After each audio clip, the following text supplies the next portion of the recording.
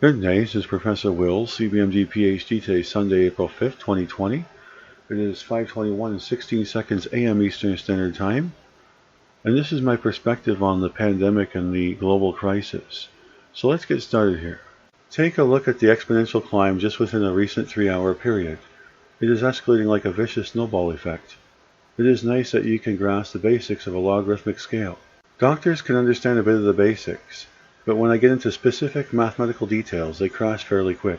I studied calculus for over 30 years, and it would take quite some time, I'd say 5 or 6 year university calculus classes before the average person would even begin to understand or grasp basic logarithmic principles. So sure, you understand the graph is climbing, but there is much more mathematical factors that come into play. I can talk circles around doctors when it comes to these fields, especially mathematics. I can teach you more than you need to know, as I studied calculus and mathematics for over 30 years. Doctors don't even know the basics of a logarithmic scale, especially when researching pandemics. They are left nearly in the dark in these life skill situations. A lot of physicians like to play God, even with talk shows starring doctors, which is an additional reason why I don't like to participate in television viewing. I can't stand witnessing doctors grandstanding with a godlike attitude. That's one past reason why I mentioned that veterinarians treat our dogs with more compassion or dignity than our fellow brothers and sisters. That is the part of the message I'm trying to describe in words. Playing God is a major delusion, which I would classify as psychopathic. The true psychopaths are the ones that are rich and licensed, working in grandiose positions of pseudoscience, and play God in the hands of the vulnerable. That is what I mean by matrix and these propaganda fallacies. I would classify as fascism. Booze, television, cigarettes, not to mention 5G, zombie head-downer syndrome. I guess that is what the government has told the people to practice. Myself, I do not follow any of the logic or school curriculum, which is why I use over 20% of my brain.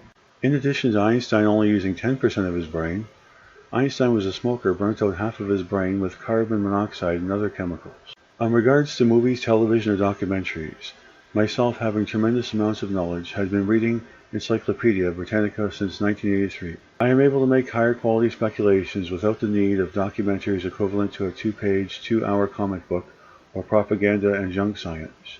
Typically everyone is going out to get the pandemic documentary like they've just discovered sliced bread. To me, the Dark Ages is actually old news. A 2-hour documentary would not be sufficient or tell me what I've studied in 30 years of life experience. If people took the time to read white papers or historical documents, they would learn the patterns of pandemics rather than the short-sighted view of nonsense they obtain from movies, documentaries, and novels based on movies. I know from my experience most media is bogus, mainly people pulling up propaganda and presenting it in a 2-hour series. I know by reading white papers and historical documents, it takes much longer, weeks, months, and years, not simply a 2-hour documentary. Documentaries are for high school children who are too lazy to do homework and learn vague terms with an unstable foundation, equivalent to a 2-page comic book. My best advice is to do your homework, ladies and gentlemen, and avoid the tube at all costs. Good day, this is Professor Will, CBMD PhD, on infectious disease and microbiology. Well, hope you enjoyed listening and have a great day.